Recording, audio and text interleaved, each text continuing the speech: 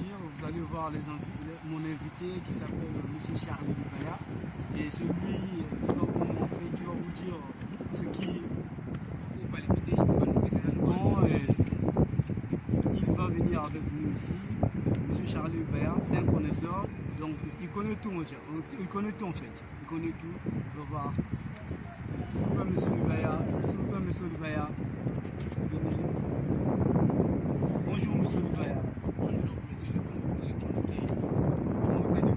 Oui, ça va, monsieur Bedel Narli. Je pense qu'on est venu ici pour essayer d'ouvrir les yeux de tout le monde, pousser du monde, parce qu'il y a une question de l'actualité qui se passe au niveau du coronavirus. Tout le monde appelle ça Covid-19, Covid-19, c'est ce qu'on appelle. C'est un virus actuellement. Gérer parce qu'on a constaté déjà ce virus c'est débuté en Chine. C'est débuté en Chine. Je une question très spéciale à vous demander. Je voulais dire, d'où vient cette maladie? Cette maladie coronavirus, d'où vient cette maladie? Oui, la maladie, après dans les informations qu'on fait dans la recherche, la maladie s'est quittée de la Chine, donc sort de la Chine. Ça vient de la Chine. Mais j'ai entendu qu'en Europe aussi, à tête en Europe, j'ai entendu ça. Oui, en fait, le début de la maladie, c'est en Chine. Mais la maladie s'est propagée dans plusieurs pays au monde. Actuellement, il y a déjà 116 pays contaminés de cette maladie. Ah bon? Qui a créé cette maladie? C'est des Chinois qui ont créé ça ou bien c'est juste comme ça, c'est comme de l'air? Comment cette maladie est sortie? C'est l'épidémie. Une personne ne peut pas créer une maladie. Mais c'est l'épidémie qui est arrivée. Cela a été déjà passé en 2002, en 2003 en Chine. Il y avait un virus qui apparaît presque comme le coronavirus, qui était apparu en 2003, en 2002 en Chine. Mais il y avait eu des efficaces, on avait utilisé les mécanismes au niveau de la santé. La maladie, l'épidémie a été épargnée. Mais cela venait de reprendre encore cette année, je parlais de l'année passée, parce que la maladie s'est débutée, je pense, de 2019, et que nous sommes en 2020, que la maladie en train de se ravager un peu le monde. Mais comment j'aimerais dire, en Chine, ça c'est l'autre continent. En Europe, c'est dans l'autre continent. Comment a fait pour venir en Europe? Et en plus, je crois, comment a fait pour venir en Europe? Oui, monsieur le chroniqueur, je pense que vous êtes en train de parler de la propagation, c'est-à-dire la façon dont la maladie est en train de se produire. La maladie, l'épidémie qu'on peut parler, bien sûr, le coronavirus, le Covid-19, c'est en train de se propager dans les conditions. En fait, la maladie se propage à travers des voyages. Vous voyez, la maladie a quitté la Chine pour l'Europe. Précisément, c'est arrivé en Italie. Et c'est parce qu'il y a eu des gens qui ont voyagé. Donc au départ, on n'avait pas connu qu'il y avait un virus qui s'est installé en Chine. Mais vu les voyageurs, le pays, le monde en train de vivre à travers, le monde vit à travers le voyage. Donc en général, c'est des voyageurs qui ont mené la maladie. Oui, la maladie a quitté la Chine pour l'Italie à cause des gens qui se voyagent, du tourisme. Je parle en termes du tourisme.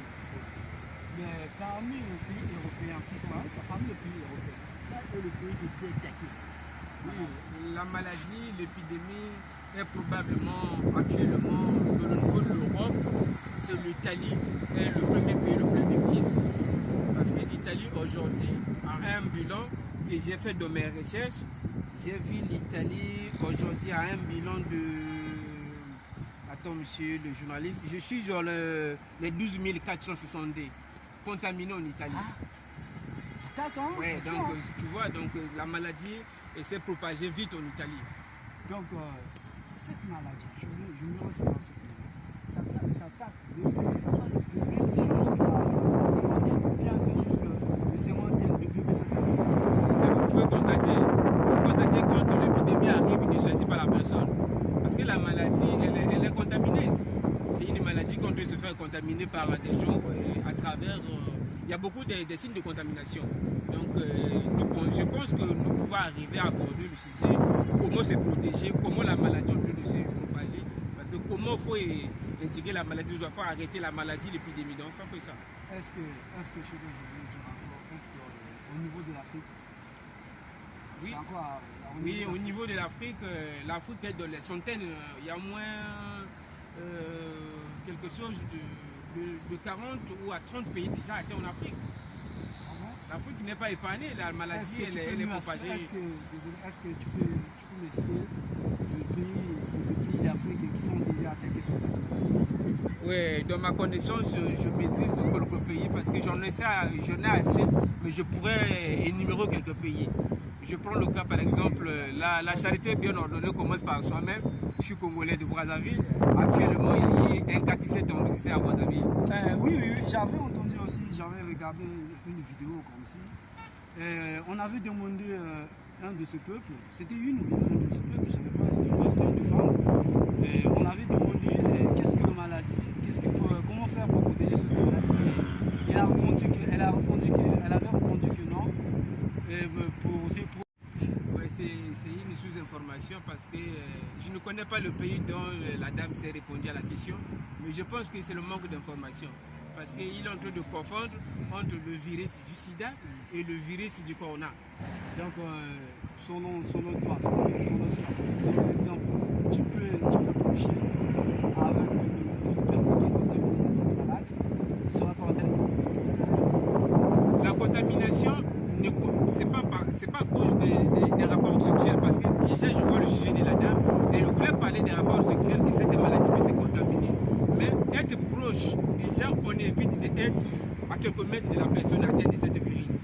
Donc il faut être au moins à 1 mètre de la personne. Donc si tu fais l'accouplement avec une dame, au moment où elle est atteinte de ce virus, toi aussi tu seras atteint, mais pas à travers le sang, parce que ce n'est pas une maladie du sang, mais c'est à travers de l'air ou la salive. Mais je voulais dire, quel conseil que tu vas donner à tout le monde de toute la planète, quel conseil que tu vas leur donner pour se protéger et tout? Bon, ce qui est vrai, c'est que je vais passer d'abord un message particulièrement au peuple congolais, précisément de Brazzaville, parce que je parle de cela parce que c'est un petit pays qui a encore des problèmes de grand retard au niveau de la santé. Et avec cette épidémie qui est en train de ravager le monde, et déjà l'Europe est en train d'enregistrer beaucoup de cas. Vous prenez le cas de l'Europe, un pays développé, aujourd'hui il est déjà dans le 2400 contaminés. Et sur 79 morts, un État comme l'Europe, comme la France que je parle précisément. Donc quand je prends le Congo, c'est un petit pays qui mesure au moins 5 millions d'habitants et demi. Et quand l'épidémie arrive comme telle, en tout cas les autorités doivent se mettre debout pour prendre en charge et d'être vraiment curieux d'examiner ceux qui ont fait le vol de Ethiopian Airlines. Parce que c'est à travers de cette Ethiopian que la maladie s'est atterrée dans notre territoire. Je voulais dire encore, j'avais regardé une vidéo au niveau de la Chine. Ils ont dit que non, là-bas la maladie est terminée. Donc pour le moment que l'on dit là, au niveau de Chine, il n'y a plus de maladie. Est-ce que c'est vrai ou pas? Je n'ai pas vraiment les informations concernant cela, mais je m'en disconviens un peu de cela. Parce que moi, dans mes recherches, j'ai constaté dans mes recherches, il y a déjà 800 400 cas en Chine. Et je ne suis pas sûr et certain que non, ils ont essayé d'endiguer la maladie et ils ont fini l'épidémie. Je ne pense pas. Parce que maintenant, il n'y a pas encore un vaccin sur ça. Pour qu'on n'ait pas une maladie ou une épidémie, on doit avoir d'abord un vaccin. J'avais entendu qu'on avait des médicaments pour ça. Je pense qu'il y a des... J'ai même la photo, je vais monter ça dans les vidéos. Je ne sais pas, parce qu'en vrai, moi je ne suis qu'un rechercheur, mais je ne suis pas un analytique ou bien un docteur qui maîtrise bien de l'épidémiologie de cette virus. Donc je suis dans mes recherches, mais je n'ai pas vu vraiment un produit actuellement qu'on se met à une personne atteinte de ce virus a été automatiquement guéri. Non. Le traitement est progressif. On est en train de suivre le traitement jusqu'à la nouvelle ordre où la personne sera guérie. Parce que je connais déjà les statistiques où les personnes sont déjà guéries et je vais même vous identifier ça. Et j'avais entendu aussi que tu fais des gens qui sont atteints de ce problème. Est-ce que c'est vrai ou pas? Parce que ça va pas. Oui, le Maroc est l'un des pays actuellement contaminés de ce virus. Au Maroc, ils ont déjà enregistré 18 cas. Et il y a déjà une morte. Et il y a 17 qui sont sur traitement. Ce que je peux dire. Est-ce qu'au niveau du Sénégal, les Sénégalais nous souffrent? Est-ce qu'au niveau du Sénégal, il y a aussi des cas comme ça qui sont en train de... Oui, le Sénégal est parmi les pays en Afrique qui ont été contaminés par le virus. Je pense qu'ils ont dans les 3 à 4 cas, je pense, c'est ce que j'ai suivi. Bon, je ne sais pas parce que de long au jour au lendemain, les cas ont dû se remonter parce qu'aujourd'hui, on peut faire l'examen demain et puis ça continue. Donc les cas ne sont pas stabilisés. Ça a dû augmenter. Je voulais demander, au niveau de l'Afrique, la médecine n'est pas trop développée. Est-ce que si une personne se tient malade au niveau de l'Afrique, est-ce qu'on va l'amener en Europe pour les traiter ou bien comment? Non, mais quand l'épidémie arrive, ce n'est pas forcément que non, on doit emmener des gens en Europe, parce qu'il faut d'abord bloquer les frontières. Vous savez ce qu'on est en train de faire propager la maladie, c'est parce que les frontières sont ouvertes. Donc on ne peut pas quitter la maladie qui est par exemple en RDC ou qu'on l'emmène en France ou bien en Italie, là où la maladie actuellement est en train de faire un ravage. Au niveau de l'Afrique, selon les connaisseurs comme toi, ils disent que non, au niveau de l'Afrique, il n'y a pas de bons médecins. Que tout est présent, tous les gens, ils vont en Europe pour se traiter. Donc c'est pour cela que je me suis demandé, est-ce que les gens qui sont atteints de la maladie, on va les mener en Europe ou pas pour se traiter? Je pense que quand une épidémie arrive au monde, c'est d'abord pas un État qui prendra en charge, mais il y a une institution qu'on appelle OMS. Cette l'organisation, c'est lui qui doit gérer d'abord l'épidémie. Donc l'épidémie c'est quoi? Quand ça est arrivé, l'OMS est déployé au monde entier pour donner des formations dans chaque pays. Au cas où la maladie arrive chez vous, vous avez des précautions pour gérer la situation. Parce que le Congo a déjà enregistré des épidémies comme Ebola et qu'on avait géré sur place, on n'avait pas envoyé les gens en Europe ou aux États-Unis pour dire que non, le Congo connaisse un peu comment gérer de telles situations. En fait, je peux dire que non, le peuple africain est déjà victime de ces événements et ils sont même déjà préparés par rapport aux Européens. Donc cela veut dire que non, l'OMS qui va soutenir tous les gens qui sont atteints de maladies au niveau de l'Afrique. Oui, bien sûr, parce que l'Organisation mondiale de la santé, autrement appelée OMS, lui, il est déjà formé et il connaît les médicaments actuels qu'il faut aborder aux personnes atteintes de ce virus pour le mettre en état normal. Donc, quand cela est arrivé, il y a déjà des docteurs actuellement qui sont formés au Congo quand la maladie est arrivée. Mais vous pensez dire que non, si ce sera le cas, donc on ne devait pas détecter le malade qui est arrivé au Congo pour dire qu'il y a eu des médecins qui étaient déjà là pour observer ce qui rentre dans le territoire. Et on a constaté qu'il a atteint et on doit le mettre en isolement et le faire des traitements pour lui faire échapper de la maladie, pour le faire guérir.